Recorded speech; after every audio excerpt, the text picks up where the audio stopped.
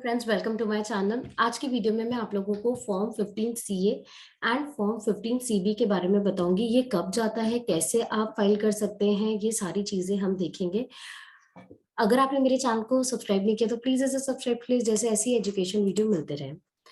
कोई भी पर्सन अगर नॉन रेसिडेंट को पे करता है, वो कंपनी भी हो सकते हैं, इंडिविजुअल भी हो सकता है, फर्म भी हो सकते हैं, कुछ भी हो। नॉन रेसिडेंट को अगर आप पे कर रहे हैं तो आपको इनकम टैक्स में को इन्फॉर्म करना पड़ता है कुछ कुछ इंफॉर्मेशन।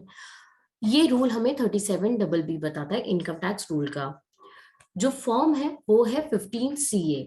इस फॉर्म 15 CA में ही सारी फॉरेन रेमिटेंस की डिटेल जाती है। ये फॉर्म के 4 पार्ट है, part A, part B, part C, part D. Part A तब फिल होता है जब आपका जो पेमेंट अमाउंट है वो अप टू 5 लाख रुपीज हो। पार्ट बी तब जाता है जब असेसिंग ऑफिसर से लोअर डिडक्शन सर्टिफिकेट या नील डिडक्शन सर्टिफिकेट ऑब्टेन करा हो। पार्ट सी तब जाता है जब जो पेमेंट अमाउंट है वो 5 लाख को एक्सीड करते हैं। जब हम पार्ट सी की बात करेंगे तो उसके साथ कंपल्सरीली सीए सर्टिफिकेट जाता है, जो कि फॉर्म नंबर 15 CB है। पार्ट डी तब जाता है जब जो पेमेंट आप कर रहे हैं उसमें कोई भी टैक्स डिडक्शन की रिक्वायरमेंट नहीं है as per income tax act.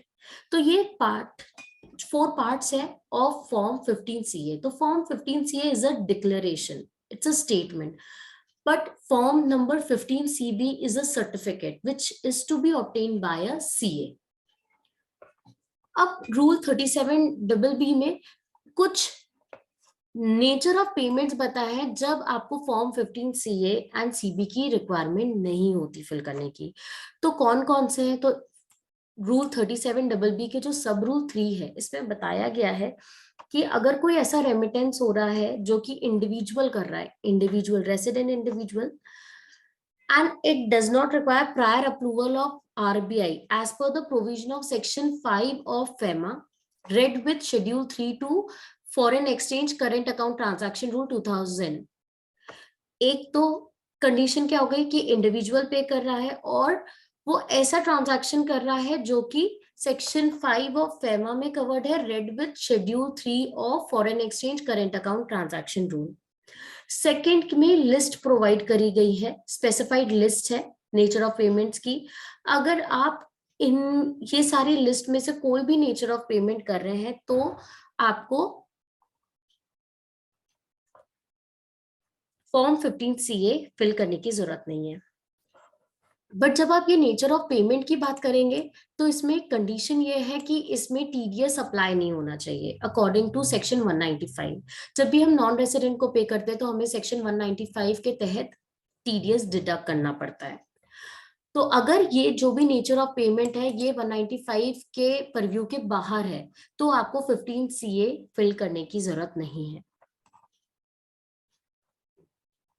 तो ये आपकी बेसिक इंफॉर्मेशन थी। अब जब भी आप 15 CA फिल कर रहे हो तो आपको कैसे फिल करना है? पहले ये ऑफलाइन मोड में था बट अब ये ऑनलाइन मोड में है। जब आप इनकम टैक्स पोर्टल में लॉग इन करेंगे, जो भी फॉरेन रेमिटेंस कर रहा है उसको अपने इनकम टैक्स में लॉग इन करना है। ई फाइल में इनकम टैक्स फॉर्म में आना है, फाइल इनकम टैक्स फॉर्म। यहाँ पर आपको फॉर्म 15 CA मिल जाएगा लास्ट टैब में, person not dependent on any source of income. इसमें 15 CA है, deduction of tax at source. जब आप उस पर क्लिक करेंगे तो information for payment to non resident, ये फॉर्म का नाम है। ऑनलाइन सबमिशन मोड ऑनलाइन भी हो सकता है, बल्क में आप इसमें अपलोड कर सकते हैं, और मैनुअल आप ऑप्शन सेलेक्ट करें तो आप मैनुअल भी कर सकते हैं। बट आजकल जो बैंक्स है, बैंक्स ऑनलाइन ही मांगता है। फाइनेंशियल ईयर आपको सिलेक्ट करना है, फिर उसके बाद यहाँ 4 पार्ट ओपन हो जाते हैं। पार्ट ए, जैसे कि मैंने आपको बताया कि अगर जो रेमिटेंस है वो 5 लाख तक है तो आपको पार्ट ए फिल करना है। पार्ट ए में जब आप क्लिक करेंगे और प्रोसीड करेंगे तो फर्दर पार्ट ए के 4 पार्ट्स हैं। फर्स्ट है रेमिटर सेंडर डिटेल, मतलब आपको आपकी डिटेल देनी है, name, pan, remitter status, residential status, contact address, address detail. ये सारी चीजें most of the time pre filled होती है। उसके बाद आपको रिसिपिएंट डिटेल बताना है कि जो नॉन रेसिडेंट को आप पे कर रहे हैं उसकी डिटेल। तो रेमेटी में रिसिपिएंट में आपको नेम ऑफ द रिसिपिएंट, आप इसको सेव भी कर सकते हैं इन फ्यूचर, आप बार बार उसको पे कर रहे हैं तो उसका पैन नंबर अगर अवेलेबल है तो आपको पैन मेंशन करना है, अदरवाइज आप नहीं करें। कंट्री कहाँ से ये बिलोंग करता है रिसिपिएंट, उसका complete address along with the pin code, email address, phone number optional है, आप देना चाहें तो आप दीजिए। इसके बाद आपको रेमिटेंस डिटेल बतानी रहती है कि किस कंट्री में पैसा जा रहा है, अमाउंट पेबल बिफोर टीडीएस कितना है इन इंडियन करेंसी, और aggregate amount of remittance made during the financial year including this proposed remittance. अभी तक आपने कितना पेमेंट कर दिया है इस पर्सन को, नॉन रेसिडेंट को, वो आपको एग्रीगेट बताना है अलोंग विद दिस, जो आप अभी इमीडिएटली रेमिटेंस कर रहे हैं जिसके लिए आप फॉर्म 15 सीए फाइल कर रहे हैं, उसको ऐड करके आपको एग्रीगेट अमाउंट बताना है। आईएफएससी कोड यहाँ लिखा है, आईएफएससी की जगह आपको यहाँ पर स्विफ्ट कोड बताना रहेगा अगर आईएफएससी कोड अवेलेबल नहीं है तो, जिस बैंक में आप ट्रांसफर कर रहे हैं, foreign bank. Name of the bank, जो रिसिपिएंट बैंक की डिटेल है वो आपको बतानी है, name of the authorised dealer, branch address, propose date of remittance, nature of remittance, please furnish the relevant purpose code as per RBI. ये बहुत important है। जब आप नेचर ऑफ रेमिटेंस देखेंगे तो यहाँ पर ड्रॉप डाउन है, आप जिसके लिए, जो भी ट्रांजैक्शन के लिए आप पैसे ट्रांसफर कर रहे हैं आपको वो यहाँ पर सिलेक्ट करना है। फॉर एग्जांपल आपने कंसल्टेंसी सर्विसेज ली है तो आप कंसल्टेंसी सर्विसेज यहाँ डालेंगे, एंड उसके बाद फर्दर ड्रॉप डाउन है, जो आरबीआई का पर्पस कोड बताया गया है कि ये किस प्रकार का ट्रांजैक्शन है, बैंकिंग, कैपिटल, कैपिटल अकाउंट है, कंस्ट्रक्शन सर्विसेज है, फाइनेंशियल सर्विसेज है। अगर आप इंपोर्ट कर रहे हैं, इंपोर्ट ऑफ सर्विस कर रहे हैं तो इंपोर्ट सेलेक्ट करके सब कोड में भी फर्दर है कि आपने जो इंपोर्ट करी है सर्विसेज वो कौन सी है, एडवांस पेमेंट किया है आपने against import made to countries other than Nepal Bhutan, payment towards import है या सेटलमेंट ऑफ इनवॉइस के अगेंस्ट में है, तो आपको फर्दर ड्रॉप डाउन सेलेक्ट करना है। अमाउंट ऑफ टीडीएस आप कितना डिडक्ट कर रहे हैं, rate at which you are deducting TDS and date of deduction, कब आपने डिडक्ट किया है। तो आपको ये सारी डिटेल्स फिल करनी है।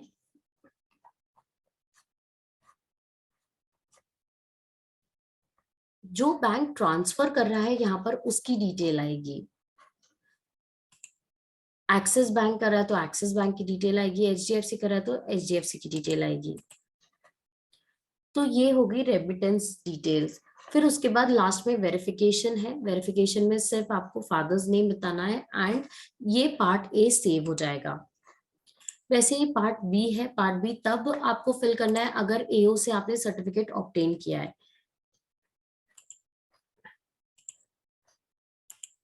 पार्ट बी में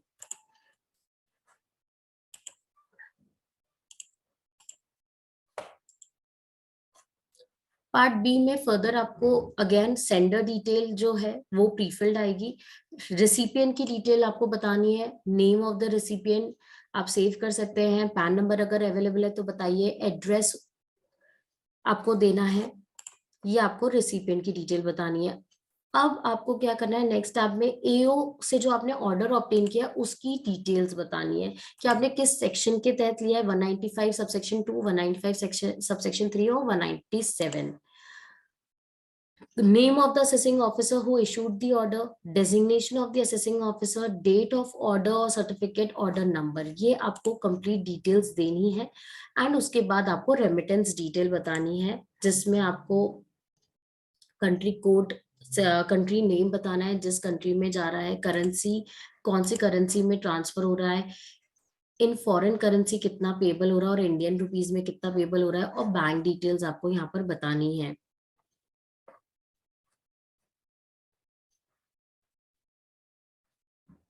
nature of remittance as per agreement document, agreement जिसके तहत अपन पे कर रहे हैं आपको वो बताना है, यहाँ पर नेचर ही बताना है, जैसे हमने अभी पार्ट ए में देखा था नेचर ऑफ पेमेंट, वैसे यहाँ नेचर ऑफ रेमिटेंस है एज पर एग्रीमेंट, एंड उसके बाद आपको पर्पस कोड सिलेक्ट करना है एज पर आरबीआई, और टीडीएस की डिटेल देनी है, अगर लोअर रेट है तो किस रेट पे डिडक्ट कर रहे हैं, और नील है तो यहाँ 0 आएगा।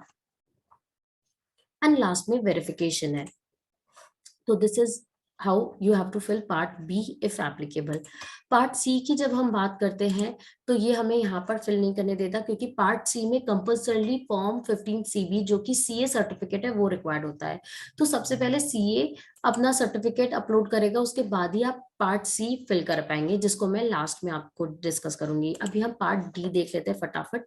पार्ट डी तब आपको फिल करना है जब जो आप अभी पेमेंट कर रहे हैं, रेमिटेंस कर रहे हैं, उसमें टैक्स एप्लीकेबल नहीं है according to income tax act.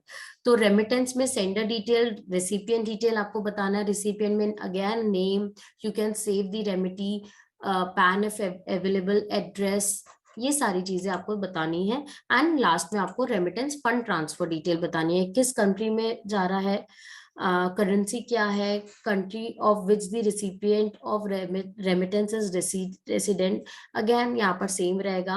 Amount payable in foreign currency and Indian rupees, bank details आपको बताना है जो ट्रांसफर कर रहे हैं। यहाँ पर आपको जो ट्रांसफर कर रहा है बैंक, मतलब इंडियन बैंक जो ट्रांसफर कर रहा है उसकी डिटेल बतानी है, क्योंकि उन्हीं के पास ये रिक्वेस्ट पहुंचेगी।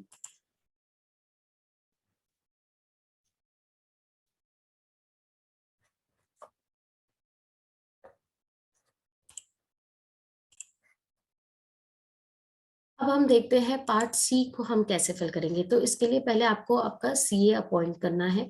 तो ऑथराइज पर्सन में जाके माय सीए में आप जाएंगे, ऐड सीए करेंगे। ऐड सीए करने के बाद आपको असाइन फॉर्म करना है। असाइन फॉर्म पे क्लिक करके आपको ऐड फॉर्म में 15 सीबी सिलेक्ट करना है। फाइनेंशियल, किस फाइनेंशियल के लिए आप फिल करना चाह रहे हैं, एंड इसको सबमिट करना है। Form has have been successfully assigned to CA. अब उसके बाद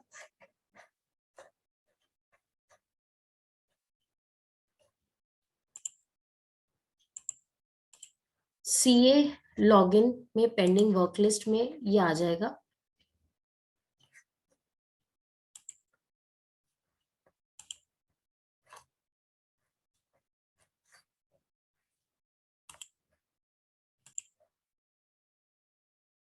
ई फाइल में सीए लॉगिन से ई फाइल में इनकम टैक्स फॉर्म में 15 सीबी है। 15 सीबी में जब आप जाएंगे तो वो आपको पैन पूछेगा कि किस पैन से रिलेटेड आपको, जैसे ही आप पैन नंबर डालेंगे तो आपको ये फॉर्म ओपन हो जाएगा, फॉर्म 15 सीबी, और इसको सीए फिल करेगा। तो इसमें सर्टिफिकेशन करना रहेगा, आई वी सेलेक्ट करना पड़ेगा। अगर प्रोप्राइटर है तो आई वी है, तो कंपनी पार्टनरशिप फर्म है। एंड जो भी मिस्टर मिसेस हैं, miss, name of the remitter, ये सब आपको फिल करना है। नेम ऑफ द बेनिफिशियरी, ऐसे आपको पूरा फिल करना है, सर्टिफिकेशन वाला टैब। फिर अगेन रेमिट जो रिसिपिएंट है, जो ये पैसे रिसीव कर रहा है फॉरेन में, नॉन रेसिडेंट, उसकी डिटेल यहाँ प्रोवाइड करनी है, किस कंट्री से रिलेटेड है। फिर रेमिटेंस डिटेल आपको बताना है, किस कंट्री में रेमिटेंस हो रहा है, किस करेंसी में हो रहा है, इंडियन रुपीज में कितना आता है, फॉरेन करेंसी में कितना आता है, bank detail, IFSC code, BSR, name of the authorise dealer. जब आप आईएफएससी डालेंगे तो यहाँ ऑटोमेटिकली आप फिर से सिलेक्ट कर पाएंगे ऑथराइज डीलर, ब्रांच, एड्रेस, कब रेमिटेंस होने वाला है, नेचर क्या है, आरबीआई का जो पर्पस कोड है वो क्या है। जैसे मैंने नेचर में बताया कि अगर कंसल्टेंसी चार्जेस हैं या फिर इंपोर्ट में आप जाके कर सकते हैं, तो which ever is more appropriate आपको वो ड्रॉप डाउन से सिलेक्ट करना है। In case the remittance is net of tax, whether tax payable has been gross up, yes or no, जो भी आपने किया है वो आपको बताना है। Taxability under income tax act क्या है, is remittance chargeable to tax in India, yes है, तो फिर आपको उसके रेलेवेंट सेक्शन बताना है, किस सेक्शन से कवर है, अमाउंट कितना, अमाउंट ऑफ इनकम कितनी है, टैक्स लाइबिलिटी कितनी आती है, basis of determining the taxable income and tax liability क्या है। आपको अपना रीजनेबल बेसिस बताना है ऑफ डिटरमाइनिंग द इनकम। और DTAA रिलीफ अगर आप प्रोवाइड कर रहे हैं तो कैसे आप प्रोवाइड कर रहे हैं। टैक्स रेसिडेंसी सर्टिफिकेट आपने ऑब्टेन किया है क्या रिसिपिएंट का, यस और नो। और रेलेवेंट DTAA के जो प्रोविजंस है आपको वो यहाँ पर बताना है। आर्टिकल कौन सा आपने यूज किया है DTAA का, taxable income as per DTAA क्या है, tax liability as per DTAA क्या है। एंड उसके बाद यहाँ पर काफी डिटेल है। If the remittance is for royalty, fee for technical services, interest, dividend etcetera not connected with permanent establishment please indicate. जब आप यहाँ पर यस सिलेक्ट करेंगे तो आपको फर्दर आर्टिकल देना है। ये सेक्शन को भरने के लिए आपको DTAA ओपन करके रखना है, उसमें रेलेवेंट आर्टिकल जो जो आपने फॉलो किया है वो ही आपको यहाँ मेंशन करना है। आपने अगर इस क्लॉज को, इस आर्टिकल को फॉलो किया तो आप यस करके फर्दर आर्टिकल बताएंगे और उसमें कितना रेट ऑफ TDS बताया गया है वो आपको बताना है। नो है तो आप फर्दर नो सिलेक्ट कर लें। In case the remittances on account of business income, अगर बिजनेस इनकम से रिलेटेड है तो आपको यस करना है और नो। कैपिटल गेन से रिलेटेड आप रेमिट कर रहे हैं तो यस करना और नो। ये कैपिटल गेन ऐसे हो सकता है कि आपने फॉरेन में कोई प्रॉपर्टी आप ही के नाम पे है, आपने बेची है और अब आप नहीं सॉरी आपने खरीदी है और उसी से रिलेटेड आप रेमिटेंस कर रहे हैं, पैसे दे रहे हैं, तो आपको यहाँ पर वो बताना है। Amount of long term capital gain या शॉर्ट टर्म कैपिटल गेन है, basis of arriving at taxable income. इसके बाद है in case of other remittance not covered by सब आइटम ABC। अगर ऊपर जो हमने ABC की बात करें उससे नहीं है कवर्ड तो फिर आपको यस करके स्पेसिफाई करना है कि नेचर ऑफ रेमिटेंस क्या है। Whether taxable in India as per DTAA के तहत अगर इंडिया में टैक्सेबल है तो आपको यस करके रेट बताना है, किस रेट के तहत टैक्सेबल है, कितना TDS अमाउंट आप डिडक्ट कर रहे हो in Indian rupees, in foreign currency, rate of TDS क्या है, स्पेसिफाई TDS रेट। जो रेट ऑफ TDS है वो एज पर इनकम टैक्स है या DTAA आप क्या ले रहे हैं वो आपको यहाँ पर सिलेक्ट करना है और उसके बाद रेट स्पेसिफाई करना है परसेंटेज में। Actual amount of remittance after TDS कितना बन रहा है in foreign currency, date of deduction of tax at source, किस डेट पे आपने डिडक्ट करे, ये सारी डिटेल जाएगी। एंड लास्ट में अकाउंटेंट डिटेल जाएगी। तो this is how part C of 15 CA is to be filled and basically ये CA ही फिल करता है और सब ऑनलाइन ही है। बल्क में भी ये फॉर्म अपलोड हो सकता है। तो होप आपको ये 15 CA फॉर्म कैसे फिल होता है एंड 15 CB का प्रोसीजर क्या है, कब रिक्वायरमेंट होती है, ये हेल्प लगी होगी। तो प्लीज इस वीडियो को लाइक करें, मेरे चैनल को सब्सक्राइब करें। Thank you.